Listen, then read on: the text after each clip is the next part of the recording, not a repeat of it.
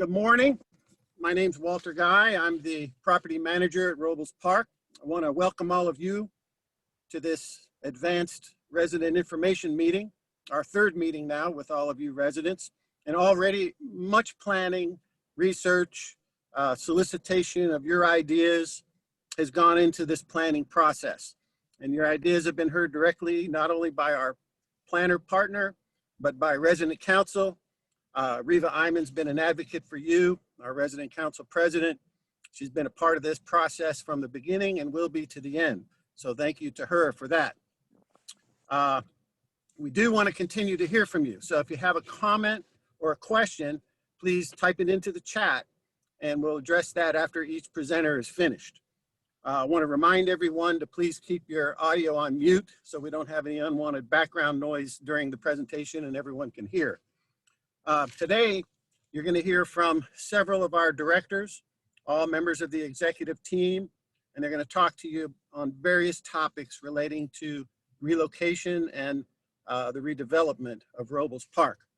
So I think you'll find the information informative, helpful to you in the weeks and months to come. So let's get right into it. Our first presenter is going to be Mr. David Alonia.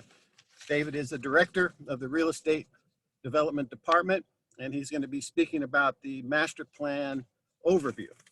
David? Do you have it pulled up? If not, I can share my screen. I'll get it. 1 second.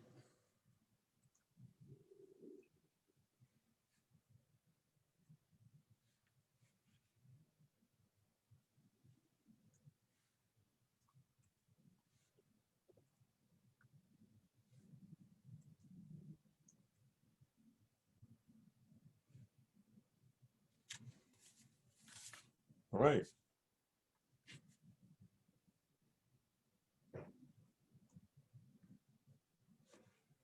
Okay, let's start from the beginning.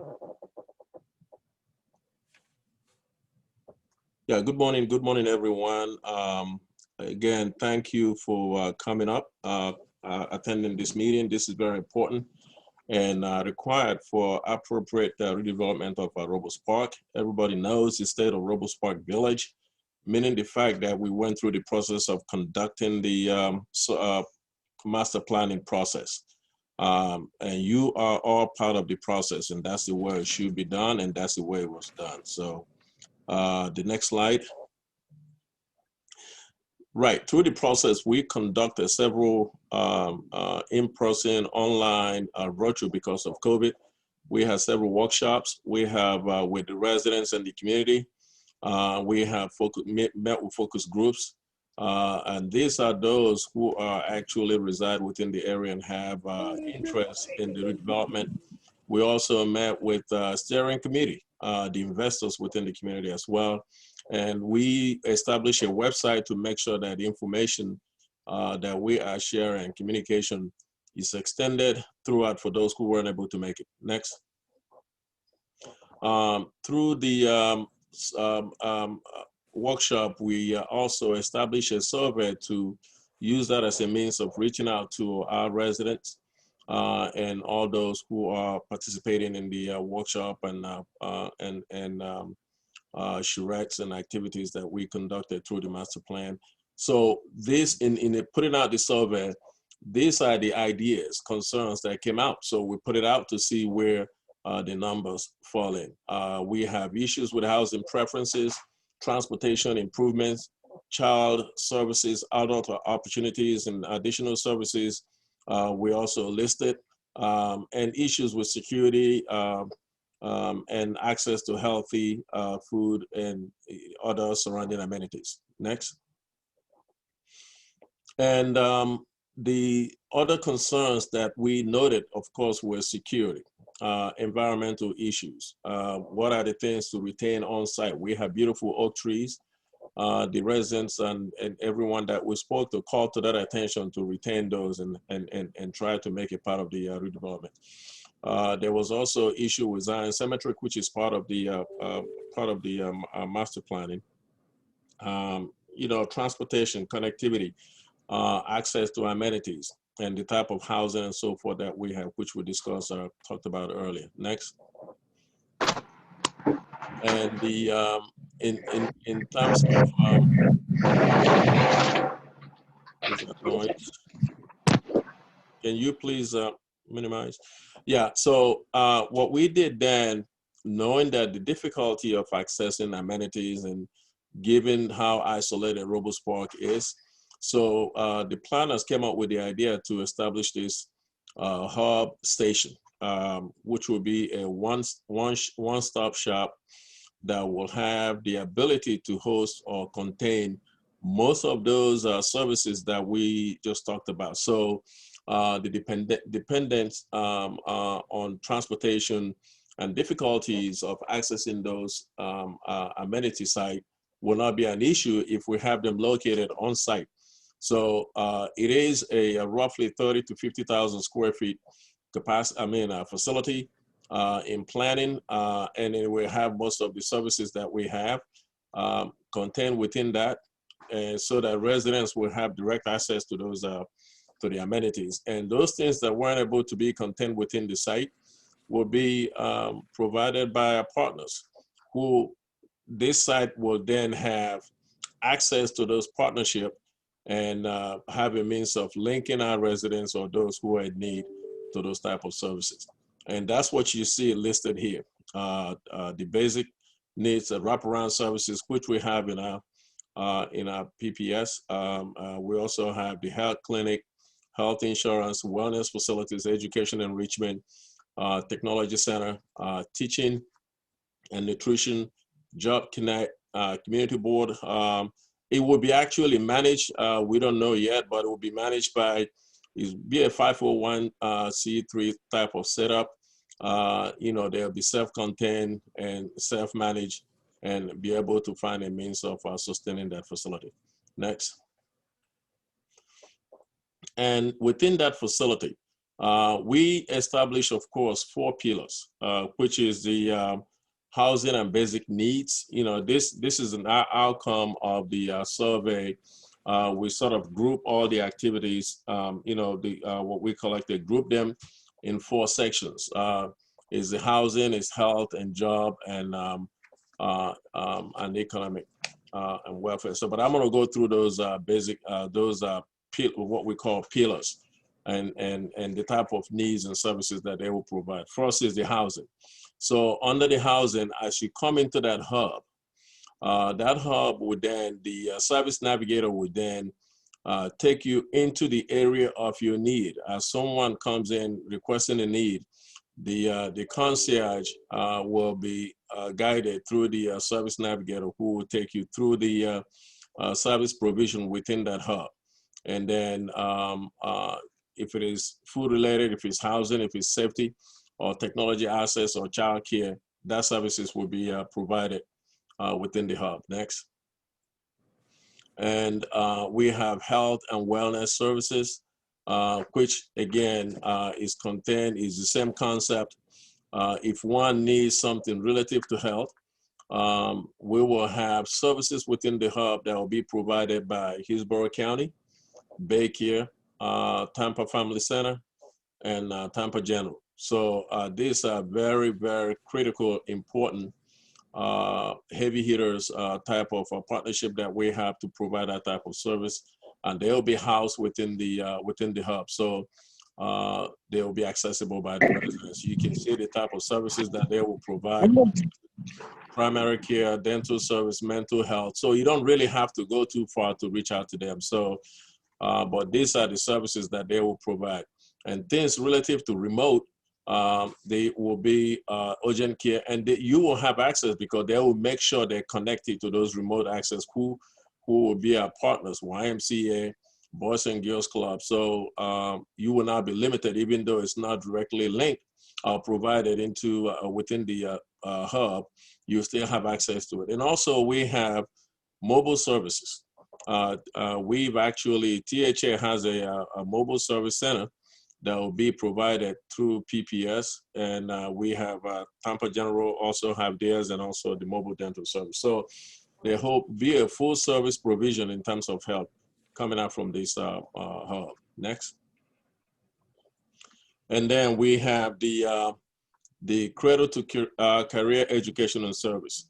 Now, opportunities, as you know, and earnings potential later in life is often related to education one receives in their early age. So the Cradle to Career Education pillar seeks to ensure that each child is receiving a quality education of every stage, at every stage in their academic career, and will emphasize the importance of education for children ages 0 to 4, providing parents and guardians the tools and resources to connect their children with a solid education will be the foundation of this, the foundation on which they will build their life. So the breakdown here is, you know, at 3 years old, as we continue to imbue and provide and encourage that type of acquisition, you know, within the growth of a child, we make sure they are tracked and provided through this hub by providing the level of services that is needed. You know, within 0 to 3, 2 days.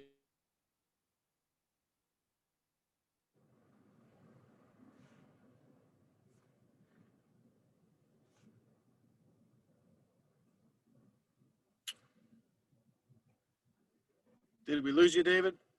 As they grow, they'll develop interest in education. And, you know, until middle school, community college, you know, all sides, even if you don't want to go to college, if you don't want to go to a training type of institution, that provision will be there to provide that service. And this is tailored, you know, to make sure that the center will have that level of assistance, including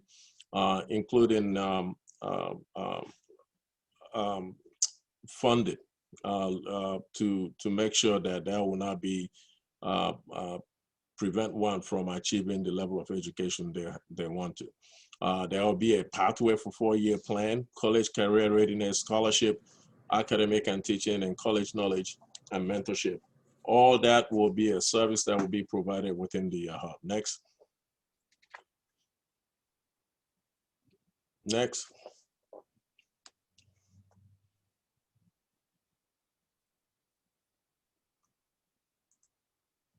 Next.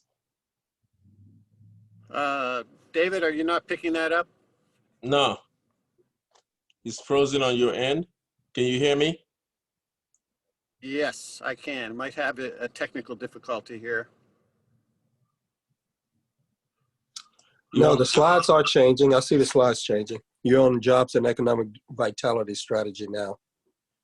Okay. It's not changing on my end. Okay. I'll tell you what.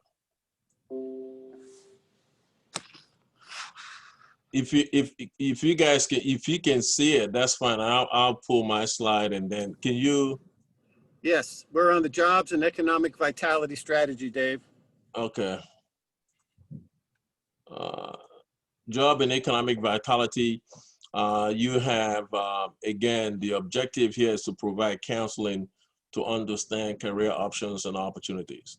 And you will see all the services that will be provided. Again, if there's a job needed, THA has the provision capacity for that. Career Source and CDC of Tampa, they will be housed within that hub and be able to provide that access. Now, for all the residents that are in attendance, currently we have a lot of work that we are doing at West River. And we're reaching out to all our residents who are looking for jobs to make sure that they connect with us so that we can have them register and forward their information to the contractors, because we're making sure for those who have want to just pick up a job and learn or open up their own business in construction field, we will provide that opportunity for them. We want to make sure that you don't miss that opportunity ongoing. So, and this will continue to be the case even at the point of redevelopment of Robles Park Village. There'll be a lot of jobs that will be developed as well. So But this center will be of assistance to any residents who is looking for job. Next. Let me know when you change. This is the site. It's the Okay. site plan, the master plan site. Okay, so site plan, master plan. This is the actual master plan for the for Robles Park. As you can see, it's a beautiful site. Adjacent to that is the cemetery. If you look at the breakdown in terms of the totality of the area, in terms of what's going on in development, you know that to the west, Florida Avenue, Nebraska, not far from there, and also Martin Luther King. These are major avenues in terms of commercial activities. They are fast and growing and developing, even though the setting is within residential context. So what we've done here is to make sure that we mirror the building size in terms of massing to fit well in adjacency to areas of heavy massing. So you see the apartment buildings, and these are the information that we collected from the survey. The 6-story buildings, all the AA and BB, and then the 5-story is the BB. These are all multifamily development. And then the senior housing, which is the D building, no, not the B building, the E building.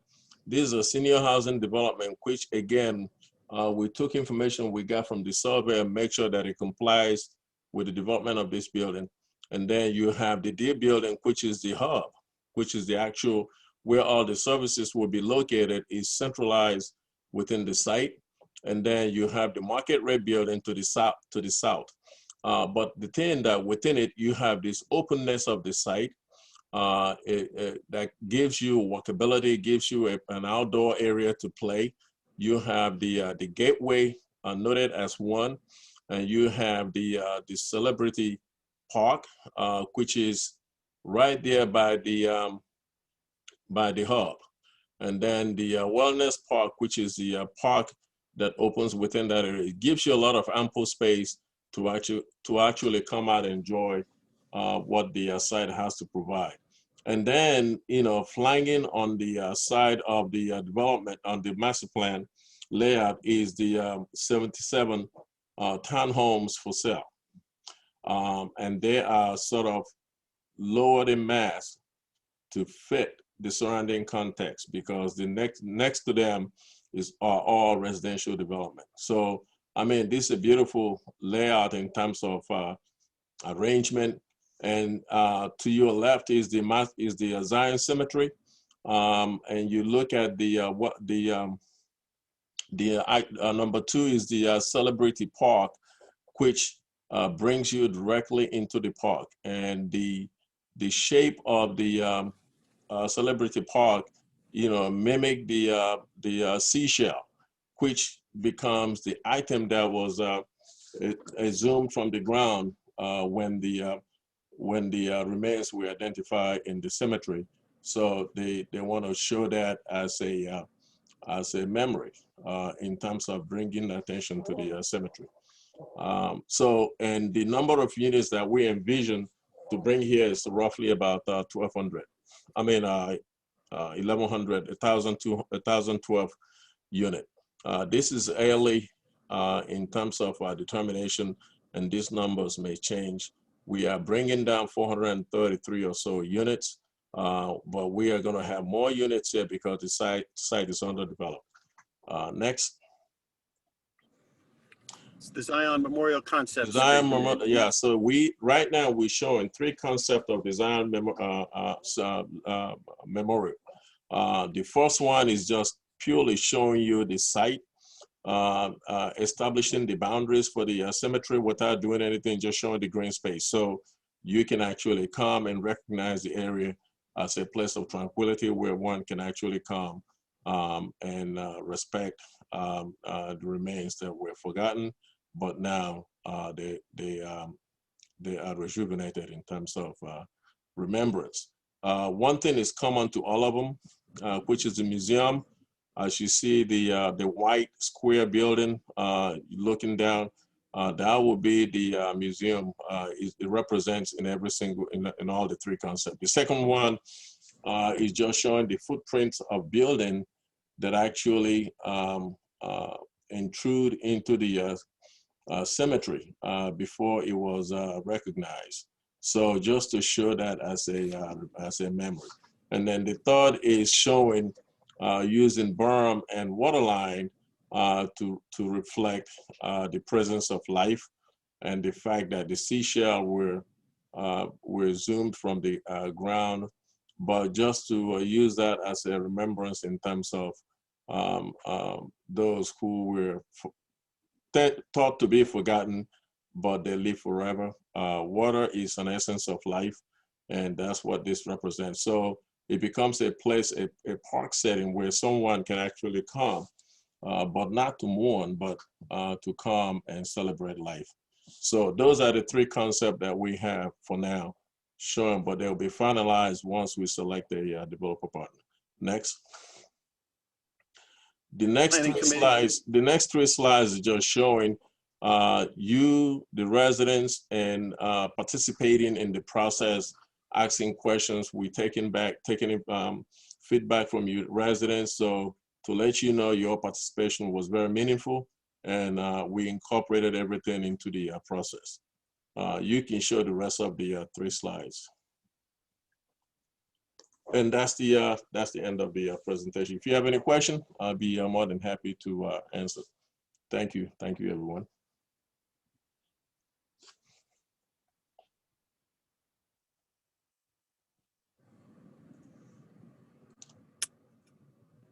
Yep. So that's it. Thanks, everyone. All right, thank you, David. Todd, I'm sorry, this is Rosa. Go right ahead. Just one question during that session. We had a question asking, is Lee Davis Family Health Center connected to the health piece or Tampa Family Health? And that question came from Mr. Michael Randolph. Tampa Family Health, yes.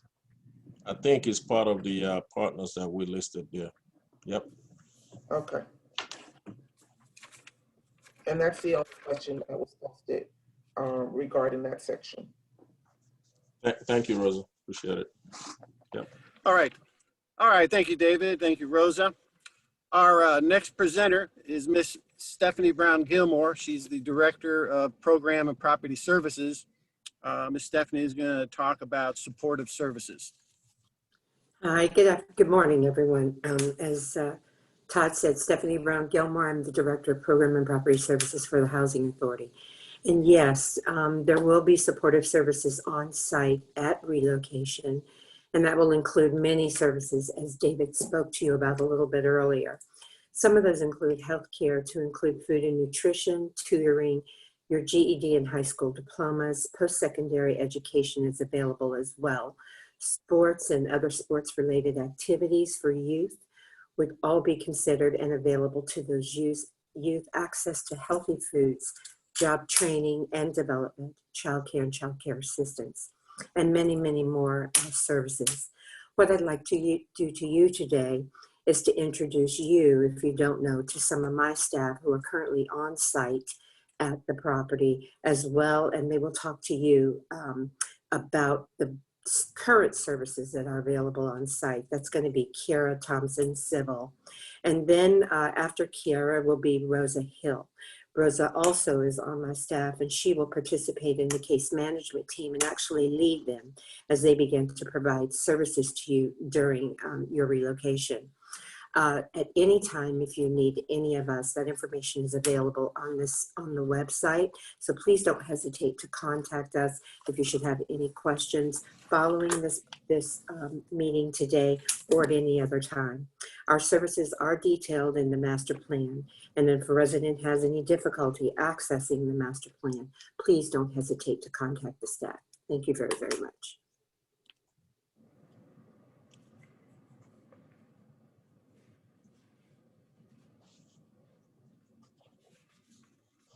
Kiara, if you will. Good morning. Yes. Good morning, all, and welcome. I'm going to just briefly talk to you about some of the support services that are in place for the residents of Robles Park. Todd, if you could progress to the next screen, please. And thank you. So our first initiative is our Jobs Plus initiative, which is funded through Housing and Urban Development. Excuse me. Through this initiative, we do provide employment workshops, job placement assistance, education, and support service assistance for those individuals in need of employment. We do have our job developer, Shantae Abdullah. So please feel free to reach out to Shantae. She can help you with any of your employment needs. We also have Ledna Ortiz, our outreach specialist, if you are in need of support services. Next slide. Our next initiative is our Tax Credit Tools program, funded by U.S. Department of Health and Human Services. With this initiative, we provide earned income tax credit education and tax preparation services in our partnership through United Way and the IRS. We also provide financial workshops and referrals for supportive services to individuals residing in Hillsborough County, ages 24 to 64. You can receive up to $100 in incentives for completing our financial workshops. So please reach out to our outreach specialist, Ledna Ortiz, for more information, or Cherie Calloway. Next slide. Our next program is the Housing Support Services Initiative, funded through the Children's Board of Hillsborough County. With this initiative, we do provide for financial workshops as well to individuals ages 18 and up living in Hillsborough County. And you can receive up to $80 in incentives for completing the workshop. And with this initiative, the contact would be Eileen McCoy, our Housing Council Support Specialist. Next slide. Next, we have our Village Link Up program, again funded through the Children's Board of Hillsborough County. Village Link Up does provide case management, tutoring support, educational workshops, and support services to parents with elementary age children. We also provide counseling and crisis intervention services through this initiative. By joining the program, you can receive a $25 gift certificate. Please reach out to our case managers, Jessica McDaniels, Glenda Lee Rosario, or Catrium Felix for more information. And our anti-gang initiative and delinquency prevention is funded by the Office of Juvenile Justice. This initiative does target youth ages 8 to 15 at risk for gangs and violence. It also provides out-of-school educational and recreational activities to redirect our youth into making positive choices. The contact for this initiative is Lamar Woods, project coordinator. I'm gonna go ahead and post our Facebook information in the chat. Please check out our Facebook page and like us. And at this time, I'm going to turn it over to Rosa Hill, and she's going to talk to you a little bit about the case management process. Good morning, everyone. I hope everyone is well. I've been trying to keep up with what's happening in the chat room. We had a few people that had a problem getting on, but I think I was able to walk you guys through that process. I've had a couple people try to call me, so I've also posted call you back after this session, but you can still put your questions in the chat room. And my main piece is case management during and after relocation. So how that process works, we start by assigning each family to an individual case manager to walk you through this process. We will assess you, your family, or if you're over the age of 18 and out of high school, as an individual, because we want to work with everyone on their individual goals. The assessment is all-inclusive. If you have not seen it before with the current case managers or the case managers that were on the site, then this will be new for you, but we ask a whole lot of questions. And the reason we asked all those questions is because the next step is we will put together a family or individual case plan. And that case plan will be your roadmap, your map to success, so to speak, it will be where we sit down with you, your family, or as an individual and set your goals. Goals of where you want to be during this relocation, after this relocation, and what that would look like for you to get to that point. It also allows us to put together services and make referrals and attach you or connect you to those people that you're going to need to help you reach those goals. So, and our step 3 is career educational planning. So if you're interested in going to school, maybe you're not interested in going to school, maybe you want to trade or you're looking for a certification, that will be where we do that. All of this is a process of your steps to success. So in the beginning, Mr. Arlonia talked about the hub and all the services that will be offered through the hub.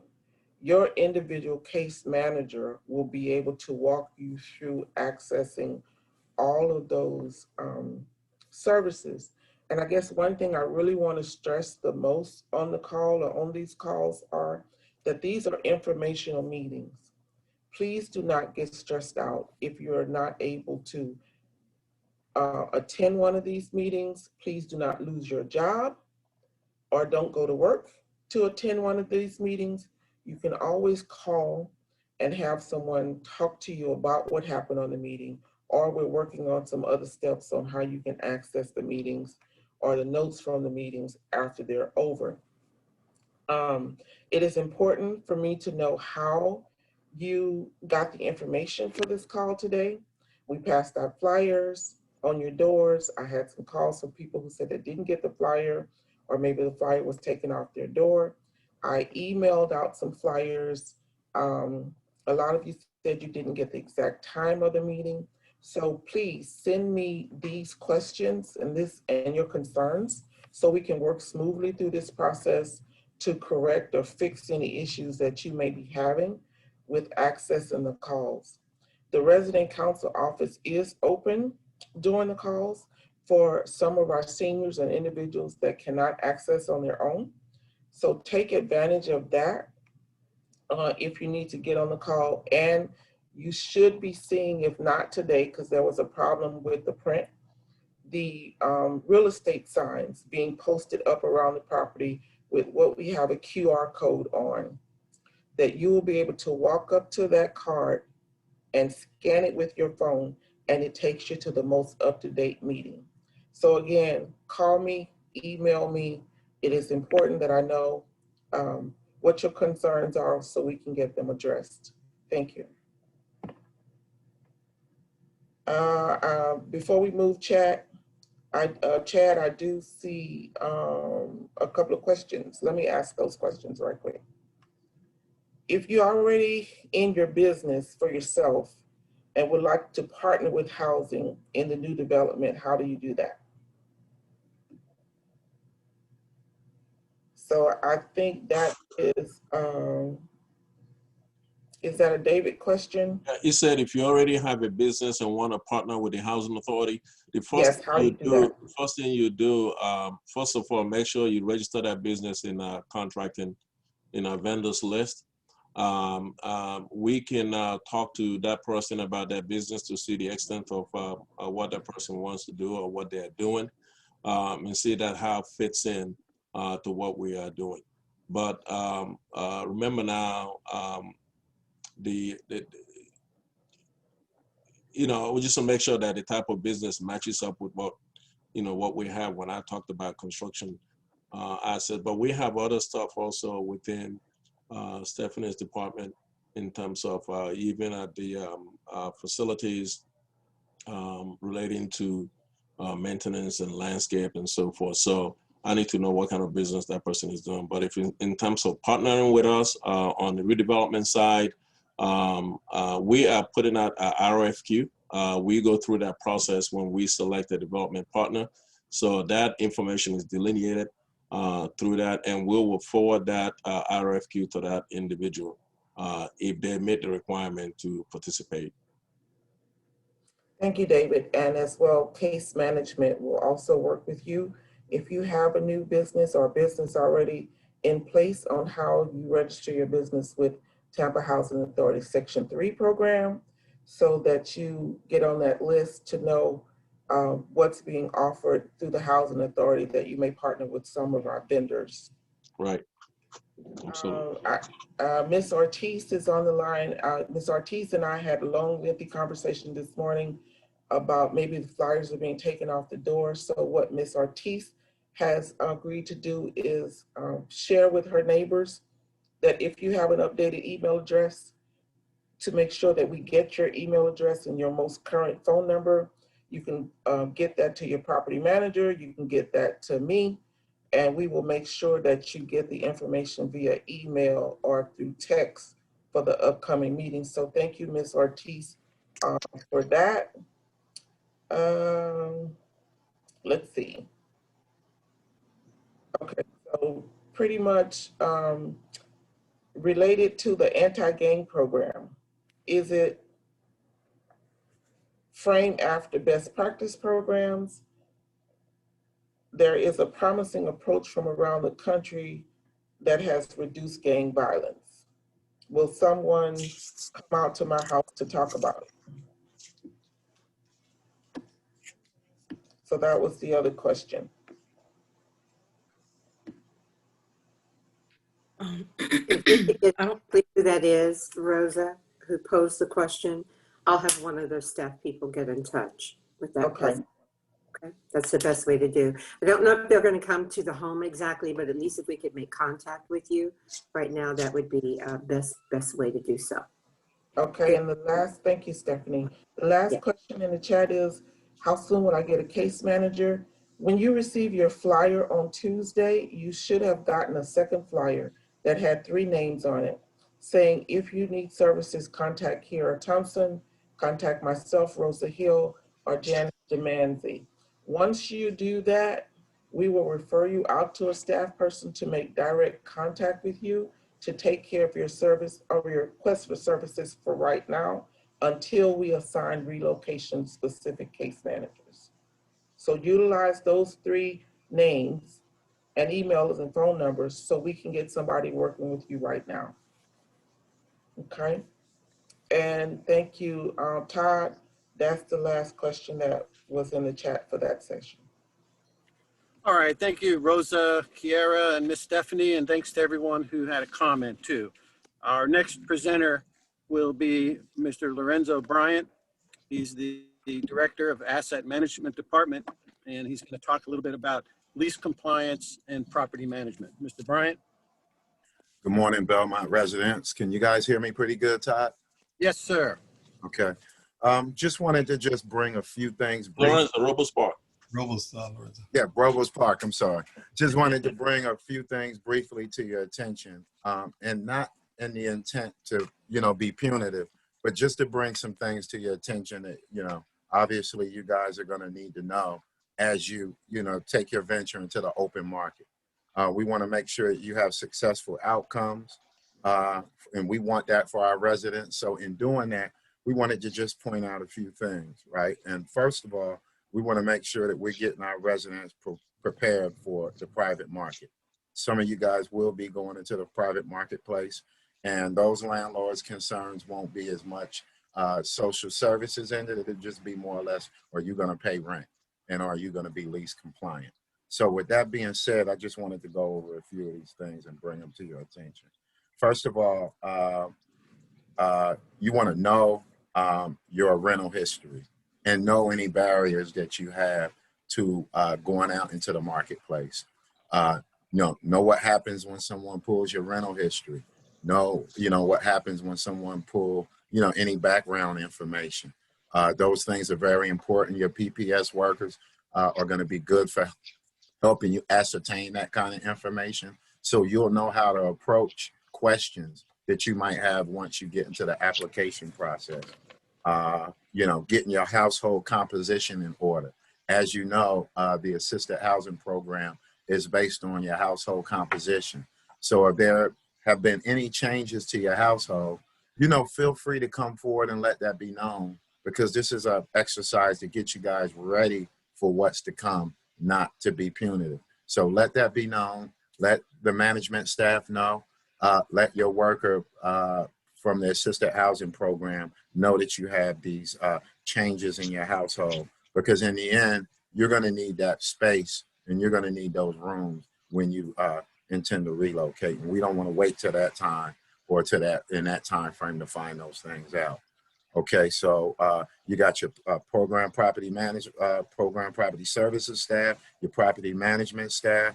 You have Ms. Reva Inman, and the people who are in your corner to make sure that you know, these things are vetted through and it works out in your favor as best as possible.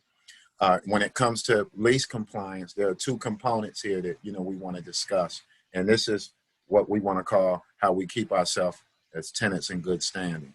Now, we only picked a few things that we thought that actually was apropos to what goes on out at Robles Park.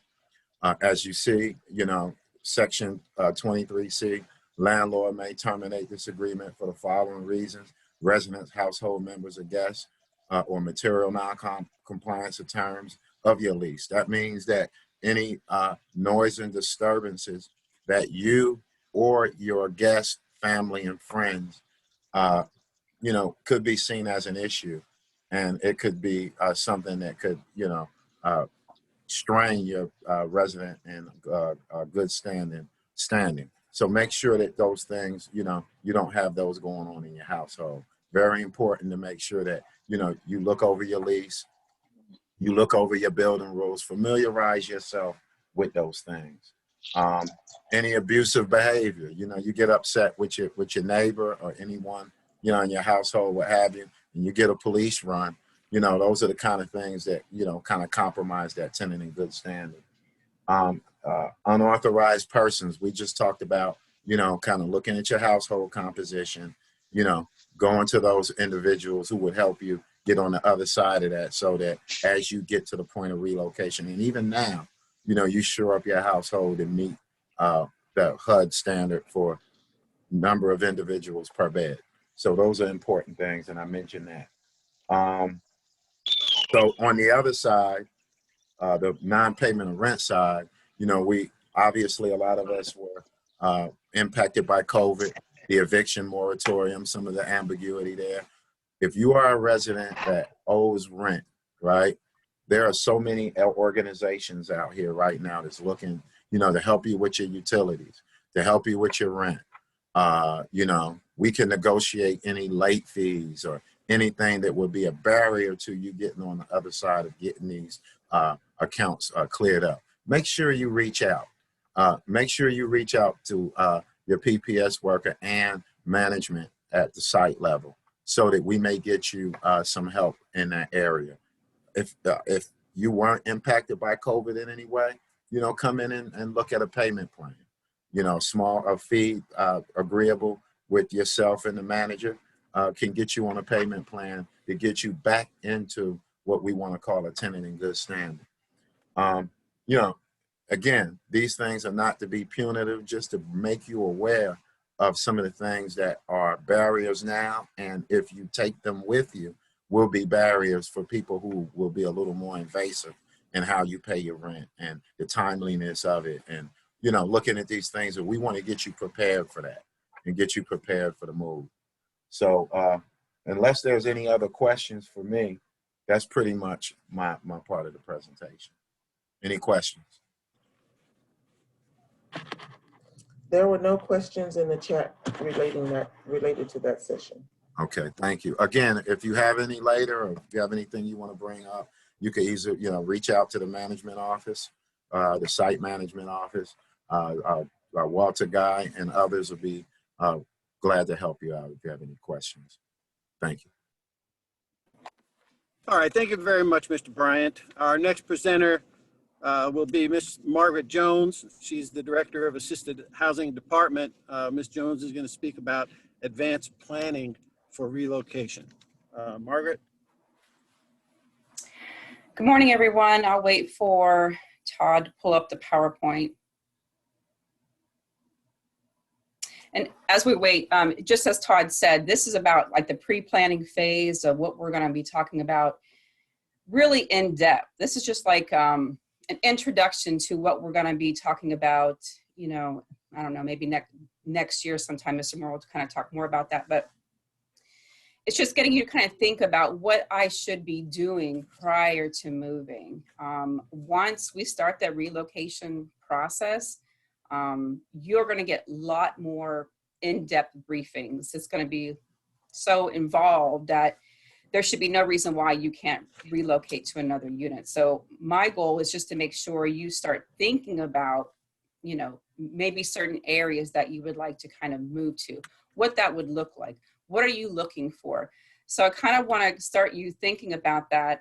Some of you on the call may have already received a voucher at one point, because I think the statistics right now is that we issue about 50% of vouchers or 100% of vouchers to the properties, maybe half move, only because preparing for that move sometimes is difficult. We are in a pandemic, of course. We have a lot of people coming still to Florida, taking up a lot of the units. The landlords, et cetera, are renting their units at a higher rent structure. So all those things we will talk to you in depth once we start that relocation phase, but I really wanted you to start thinking about, like, right now, what would that look like to kind of move? So when you start looking for a unit in the community, Hillsborough County, wherever it might be, because you can relocate out of Hillsborough County once you get that voucher. So you could relocate to Pennsylvania, DC, wherever you would like to go. The couple of things that I want you to kind of think about and keep in mind right now is, like, wherever you move to, wherever it may be, in state, out of state, is like, where are you moving? Do you have your support system? We have a lot of people coming in from out of state. Let's just say New York State, for example, coming to Florida with a voucher with their intent to move here, but they move here for 6 months and realize they don't have a support system and want to port back. Moving is very expensive. I don't know about you, but I hate moving. So it's why we want to kind of get you to start thinking about what it's going to look like when you do move. When you search for opportunities, we want you to move to an area that provides educational opportunities for your children, employment opportunities. What's the transportation look like? So in the city of Tampa, we have a transportation system, but outside of the city of Tampa, what does that transportation look like? From here to Riverview, do you have someone that's going to take you back and forth? Do you have a vehicle? And that's after you move there. So one of the things that Rosa said that's very important and very key is that with this relocation, what's going to be different between getting a voucher from the wait list as opposed to getting a voucher with relocation is that you have a case manager that's really going to help you through this process. It's going to help you decide where to go, what to look at, help you with the rent structures, et cetera. So they will be there to kind of support you in that transition. But after you move in, that's, more of the testament of, did you do your research? So, what's the crime look like in that area? Have you done the background checks on that particular apartment complex? And childcare. Childcare is very critical. Do they have childcare services in that particular area? Those are the things that I really want you to start thinking about. And I think the next couple of tools will kind of help you decide on all those factors. So Todd, next slide. I think Lorenzo kind of mentioned when you go to look for a unit, some of the things to look for in your own background, what landlords might look for. One of the tools that might help you kind of see what's on your credit report is Credit Karma. Some of you are probably very familiar with it. I run my credit search probably every other day just to make sure nothing looks crazy on my report. But Credit Karma is a free service that you can kind of sign up for, and it shows you what your credit looks like, what your credit scores are. Do you have anything on there that looks kind of funny to you that needs to possibly be removed? And I say that because right now it's a very tight rental market right now. Hopefully it's going to change, but so every little factor makes a big difference in that. So one of the things the case managers will help you with is looking at your credit and what it looks like. And, you don't want to go to an apartment complex knowing you might not have this credit, pay them the $50 or the $75, and they might say, hey, your credit didn't meet our scores, therefore we can't accept you. So we're going to try to ensure that we kind of meet that before you pay money up front. And wait lists for units. One of the barriers we've seen so far with voucher holders is a lot of the communities might have wait lists. So that's why I say, look now. You might have to go on a wait list. If you want to move to Brandon, Riverview, whatever particular units they have, they may have wait lists. So you might want to get on them right now. There's a new ordinance that came out March of this year, which I truly support and I'm happy about, is that it's protecting families based on income. And one of the reasons why I really appreciate it is because if you have a voucher, which you will all be getting a voucher, landlords in the unincorporated Hillsborough County area cannot deny you service just because you have a voucher in your hand. What we were finding when we did a survey is that a lot of landlords were saying, I don't accept Section 8. Well, it's not acceptable to say that. It's unfair. So now there's an actual ordinance that says they can no longer do that outside the city of Tampa. So just kind of make that differential. Next slide. This is a great tool that was created by our IT department. It will really help you once you get all of your information. And most of you will already have this information because you're a RAD subsidized property. You already have a case manager. You already should know all this information. It will help you decide if the unit that you're going to rent is affordable. The tool is on our website. And if you go to our website, and I thought I had it on, oh, it's to the right. It gives you the exact address to get to this rent calculator tool. Great resource for you. So when you start looking, and again, some of you may have already used this because you had a voucher. So it's a great tool to use. Case managers know about it as well in case you have questions about it. Next slide.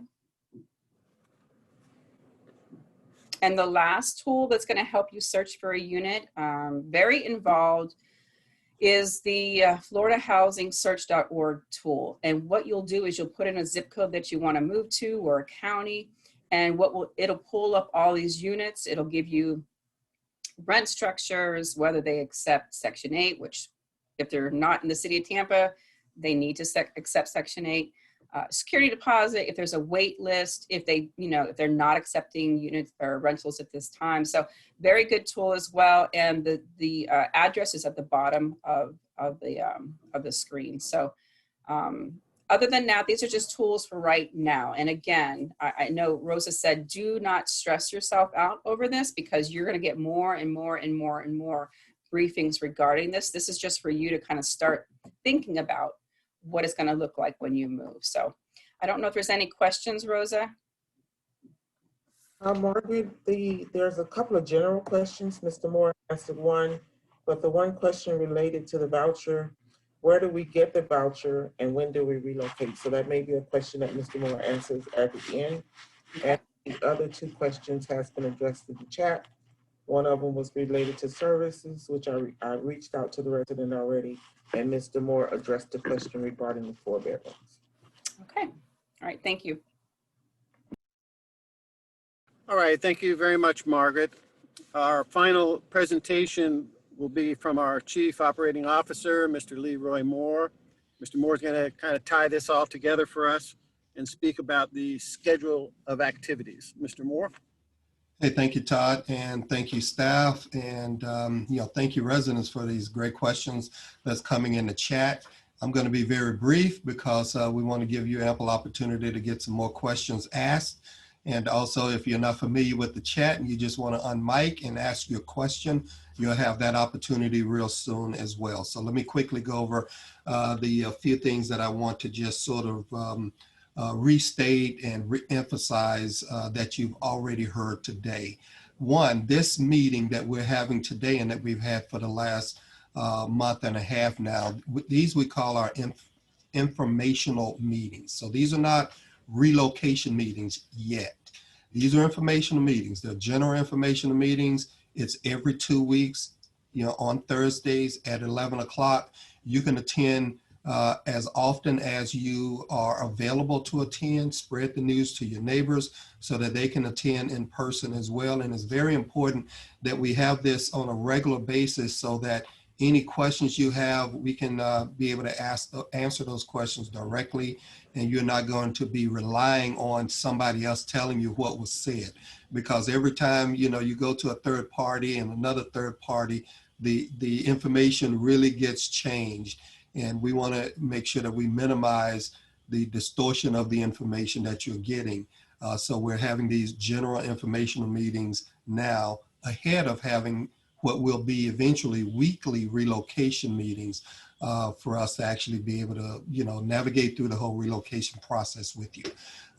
When we will start having the relocation meetings, probably early November, maybe late October.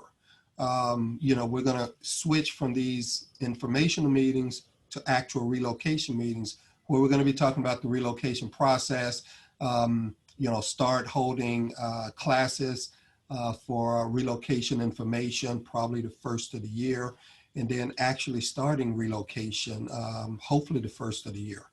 Our next step here in the next 30 days is to actually start the solicitation of our request for qualifications, or RFP, request for proposal, for a developer partner.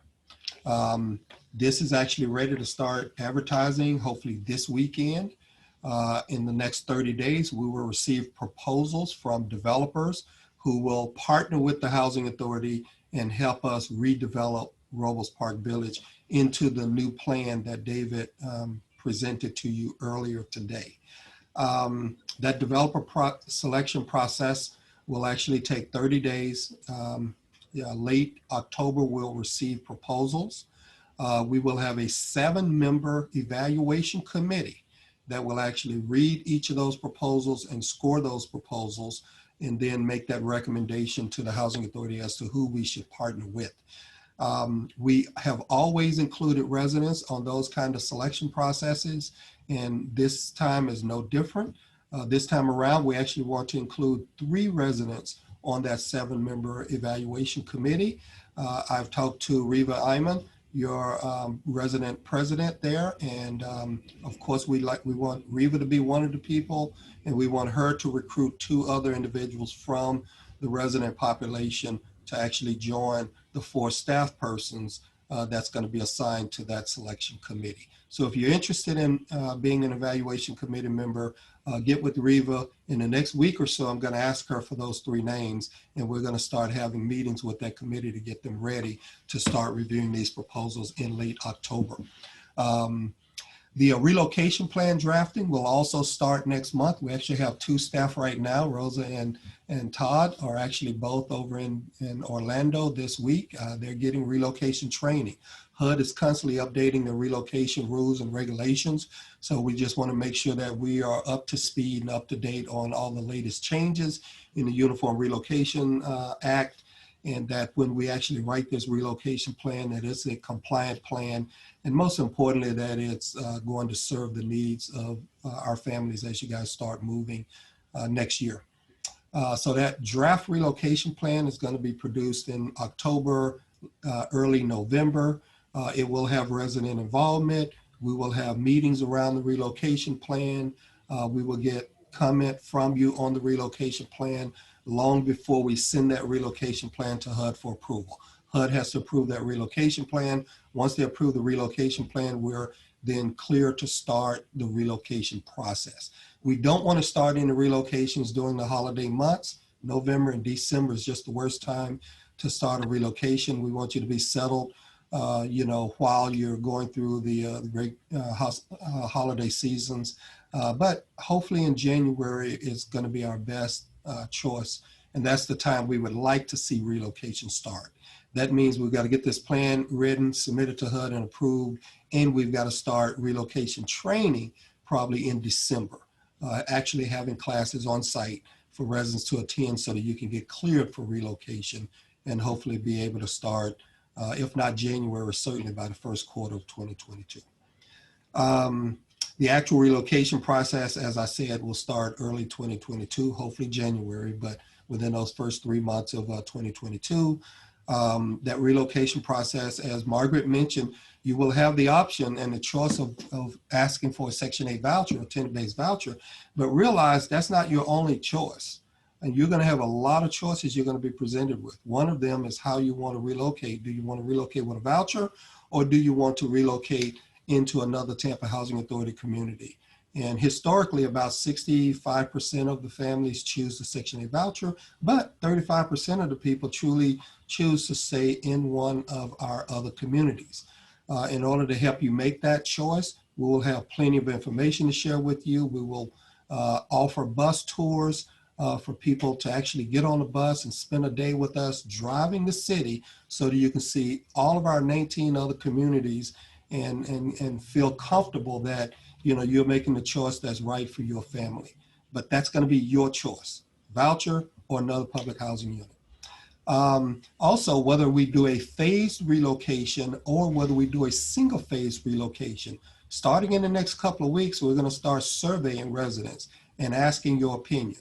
What's your preference? Would you like to relocate in the next year off the site altogether and have the right to come back in 2, 3, 4 years once we build a new community?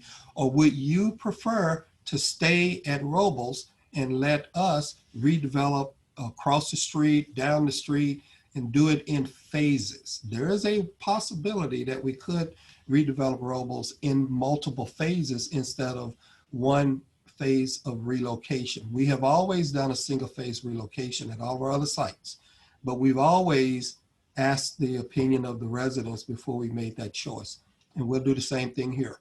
So in the next couple of weeks, you're going to start getting surveys from us, and we'll be asking you to advise us on should we do a single phase relocation or do we do multiple phases of relocation, which will allow many of you to stay on site while we tear down maybe 100 units, build back 1 or 2 buildings, and then move you literally across the street into the new units and then tear down your units. And we just sort of leapfrog throughout the community like that. It's more costly to do it that way. It takes longer to do it that way. And the amount of inconvenience to the residents is much greater because you have construction going on all around you. And also it limits the numbers of choices that you have. Now the vast majority of the people don't have the option to leave the site altogether, but you'll be required to stay on site, and only a few people are allowed to actually relocate off site. But that is a choice that you have. And we want to make sure we explain those options to you and then get you to advise us on the best choice. And then we will choose one approach. So we can't do a one phase relocation for some people and multiple phase for others. If 51% of the family say you want a single phase, we will do a single phase. But that's going to be a choice that you're going to have real soon. After relocation is completed, we'll go through the demolition. And once again, demolition, depending on how we do relocation, can either be single phase or multi-phase. That will be in 2023 or bleeding over into 2024. Then the development will start in 2024. And the development will absolutely be over multiple years. We will have 7 phases of development taking place on this community. So typically you'll get 1 or 2 deals funded per year. So you see the actual redevelopment process takes a very long time. So overall, from where we sit today, you're looking at 8 to 10 years before the vision that David presented to you at the very top of this meeting comes to fruition. We have a new Robles Park community built. It's a long-term process. But throughout that whole process, any resident that's relocated off site has the first right of refusal to come back to the community, and you have that right extended to you in every phase that actually takes place. So those are all the sort of recaps I wanted to give you. You can go to the next slide, Todd, which I think is audience questions. So at this point, we'll start with Rosa if there's any questions that was added to the chat, and then we will ask you to open your mic one by one. And if you have a question that you'd like to ask in person, Rosa. Okay, so there was just a couple general questions related around HUD and the new administration. Do you see any money coming down the pipeline for homelessness and affordable housing? Yes and yes, and it's already coming down. You know, so we're anticipating a lot more funding out of this administration than we've seen in the last 4 years. And we are prepared to pursue that funding. Of course, it's always competitive, but we already have funding for homelessness through our emergency housing voucher program, which is a referral process. So the Homeless Coalition refers individuals to us, and we place a emergency housing voucher in the hands of those individuals that is referred to us by the Homeless Coalition. That's a very limited resource. It's 222 vouchers for homelessness, but there may be more in the future. And certainly for affordable housing. You know, there's a bill circulating right now that was written by Maxine Waters out of California. That's, if passed, will tremendously increase the amount of dollars available for affordable housing development. So we see the resources being there over the next 4 or 5 years to accomplish this plan. We do. Okay, next question. Thank you, Mr. Lord. What is a developer partner and will they hire residents? Yes, yes, and yes. The developer partner is that person that works with us to help design the buildings and actually build the new product. You know, if you're familiar with the old Central Park Village, our developer partner there was Bank of America. So we joined a partnership and we're co-developers in designing the new buildings, getting it built. If you're familiar with the North Boulevard redevelopment that's taking place right now, we both have Bank of America working in partnership with us, as well as Related is our developer partners there. So these are business partnerships that we create. They help us identify the funding. They bring equity, private sector equity into the deal. And in some cases, they actually manage the properties for us after it's redeveloped. But these are properties that the Housing Authority will own. We will be the sole owner of the units after they're built, but we build them in partnership with private sector developers. Okay, so the last 3 or 4 questions are related around the housing choice voucher and transfers. So I'll summarize the 2 or 3 together. If I'm currently not wanting to take the voucher, can I request a transfer to one of the other developments? And if I want to move in a house with the voucher, how long would that take? Right. Yes. On the first question I'll ask, and then I'll ask Margaret to talk about the process for moving into a house or using the voucher, how long it would take. But yes, that's your choice. It is your choice if you want a voucher and rent on the private market, or if you want to move into one of any of our other properties. And it is, as you described it, a transfer. So if you want to move into Encore, you want to move into Bay Sear, you want to move into Seminole, when we have vacancies at those sites, you go to the very top of the list. So anybody on our wait list has to wait until after we service the families that we're relocating. You get first pick of any vacancies in all of our 19 other properties. And we will put you on buses and show you our other properties. And there's some really beautiful, nice communities. So that will be your choice. And you can choose to transfer to another property. And you're continuing to only pay 30% of your rent. Or you can choose to get on the Section 8 program. And once again, continue to pay only 30% of your rent. But there are some situations in the Section 8 programs where you are allowed to pay a little bit more if you want to get a nicer apartment or a nicer home or bigger apartment or home. But Margaret, if you can answer the other part of the question. Yeah, so very true. You definitely can transfer, and we're talking post relocation. So I just want to make that kind of clear. So if you move prior to relocation, there's no services. So I just want to make that clear. So if you're wanting the services, please wait till after we start that relocation process. As far as moving into the house, same exact kind of thing. We're going to provide you with the voucher with your subsidy size, which can be very contentious as we talk about subsidies. So it's based on household composition. And we really want you to kind of look at affordability. And we will look at affordability as well for you. People always want to move into a house sometimes, and sometimes they forget the house comes with larger water bills, larger heating sources, larger AC bills. So, but we will kind of help you through that process. But you are, have the ability with the voucher to move into any kind of unit really apartment complex, condos, mobile homes, a house, to your, whatever you really want to kind of, you know, move into, that's your option. And again, once we start that relocation phase, we'll go into detail about what that looks like, how much you can afford based on your TTP using the rental calculator. We are now a small area fair market rent area. So what that means for you is, previously we had 5 payment standards, which means how much the Tampa Housing Authority can pay up to for rent. Now we have 52 or 53. So that's why we created that rental calculator for you to see how much your portion will be when you move in, so to see whether or not you can afford that.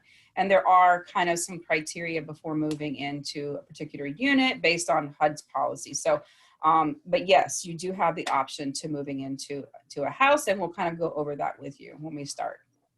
I hope that answers your question.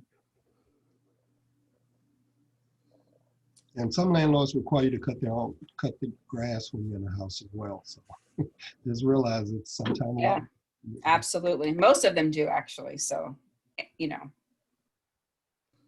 Okay, any others, Rosa? The only other question was, how do I get on the list? And I asked which list, and that was for, I think it says for Probably River Pines, maybe. project. I'm not sure. Maybe River Pines. I'm not sure. Okay.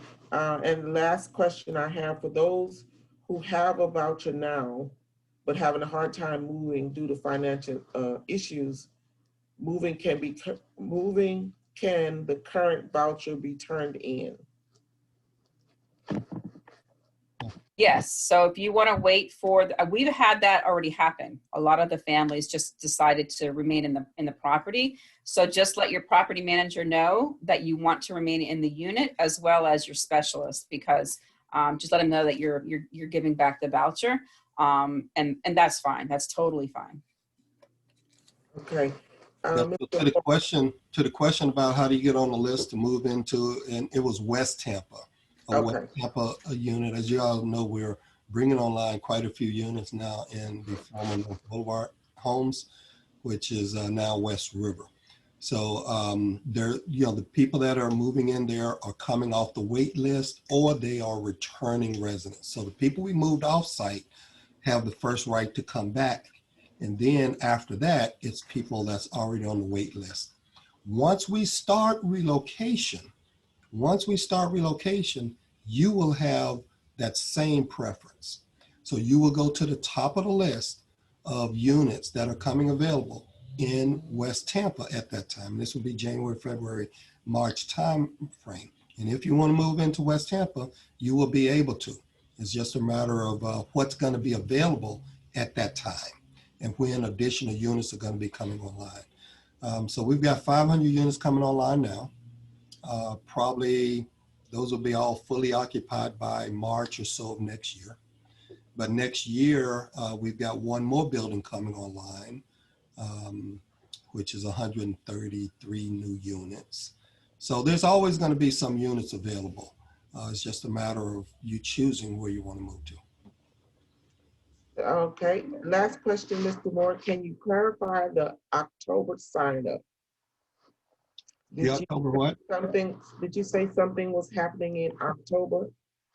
Well, yeah. Quite a few things are happening in October. We are going to be hopefully selecting a developer partner. And we're looking for residents to help us with that process. Reva is going to give us 3 names, hopefully in the next couple of weeks. So if you're interested in being an evaluation committee member to help us select our business partner, let Reva know. Secondly, we will start drafting the relocation plan in October. And we may actually get a full draft before October's finished, but we're going to start circulating that in draft form to residents to get your feedback and your comment on the relocation plan. So those are the 2 main things that's going to be happening in October. We may start the relocation meetings. We'll transition from these resident informational meetings to relocation meetings, probably late October or maybe sometime in November. Okay. So if anyone would like to ask a question, you can open up. Whoever starts talking first. If anybody else is trying to get in, just please mute out and wait your turn. Questions? Or you can also continue to fill up the chat. That's not it. And just so you know, Mr. Moore, the questions that are kind of repeat, I'm addressing those directly individually to the person that posts those. Excellent. So the questions are getting answered. Good. All right, I think I saw Shakita's mic unmute. Did you have a question? Yes, sir. My question was, I think Ms. Rosa Hill probably was going to answer it, but my question was, with my voucher getting ready to expire for the second time, I'm currently on a wait list for 2 apartment complexes, but they won't have the openings until like November, the apartment complexes. And my voucher is going to be expiring. So what would my next step be in that situation? So Margaret? Yeah, so I guess it's really up to the property. We don't have a problem extending the voucher at all because we know that the pandemic has caused a lot of problems with finding units, et cetera. That's why we're talking about getting on a wait list. So I'm glad you said that. We don't have a problem with that. And we have the authority to kind of give extensions. So I guess it would be up to the PM. Let the PM know you might need more time. I don't know when you gave notice to move out of Robles. So that's the question that will probably need to be answered by maybe Todd or staff. You know, can they extend your stay? Because we don't have a problem either way paying Robles or waiting and extending your voucher. I can No, answer. it's with the my lease. I had already gotten a lease extension with Robles. It's just the matter of waiting on one of the units to come through from either of the complexes before my voucher expires. So you're asking if you can get another lease extension? Is that what you're asking? Right. After Okay. I just got the extension on the lease. And I it can runs. answer that question. Okay. Yeah, we won't have any problem with extending your lease. Okay. So if you got in touch with someone at the management office, I'm sure Yes, they'll sir. accommodate you. Just like your first one, you'll just let them know ahead of time, hey, I'm going to need another, let's say 30 days. I don't see any reason why we wouldn't accommodate those 30 days for you. Okay, sir. Yes, sir. Thank you. Yeah, Shakita, just contact the office and we'll have you sign another 30-day extension, but we kind of work in sync with Section 8 on that. If they extend your voucher, you know, we're going to honor that too, but we do have a 30-day extension for you to sign. Okay, thank you.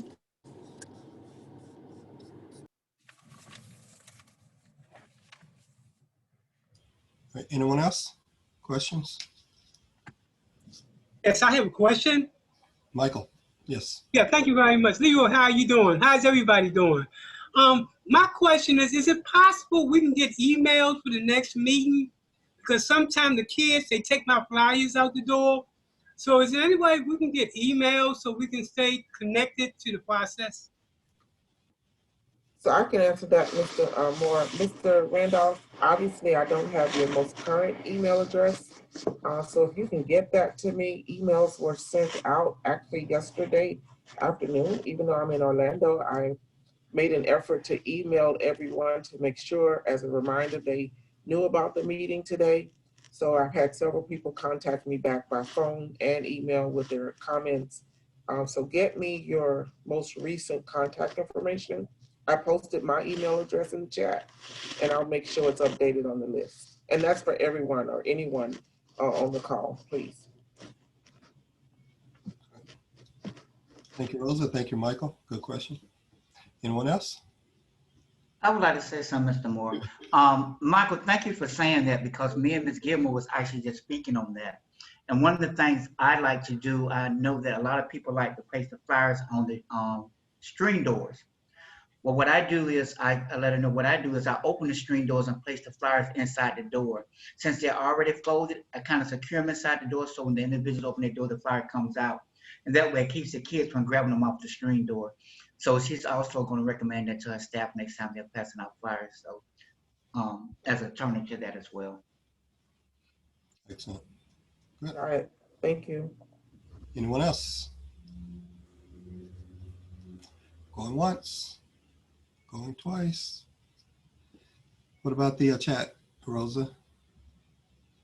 The chat is clear. I put my phone number in the chat and my email address for some direct questions. I was wondering something.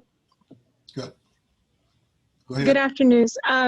Do they help you with going to school and want to go to college, for example? I'm not sure. Really don't know about any of these programs. My case manager not available to speak with me. People who have spoken with me, they're not with THA anymore, and I just feel like I can't figure out anything here. Like I haven't heard this meeting, so I just feel like I don't know. I feel like I don't know anything you guys have just gone over, because it's just like cutting out on top of not knowing about the program. I'm real new, but nobody explained any of this to me. Like, I have no idea what resources are available to me, and it's really hard to know. Rosa, can you make sure that that information, because you spoke to it earlier on the line, we had some transition at the Housing Authority in early August. And at that moment, I had my staff put a flyer out on the property listing the 3 contacts to make contact with if you had any questions, any concerns, any needs for any services. And Rosa alluded to it earlier, and that is either herself, that information was on that flyer. We'll make sure that we do that again. As a matter of fact, we just did it yesterday. So we can do that again. We intend to keep that fluid in the community so that individuals will know who to make contact with until full relocation services are right on the property. But again, those 3 names on that flyer that was distributed yesterday is Rosa Hill, she's on this call. Kara Thompson, she's on this call as well. And I can't see enough to find out if Janice Demanzi, but Janice is typically on this call every week, every 2 weeks as well. They'll put that information in the chat right now, so you have it accessible to you. So And the last resident, I'm sorry, Rosa, but can you? I'm sorry. Go ahead.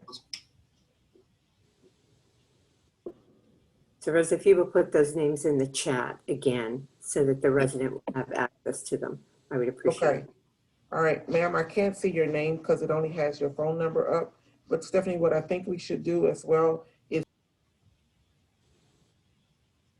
Rosa, you went mute.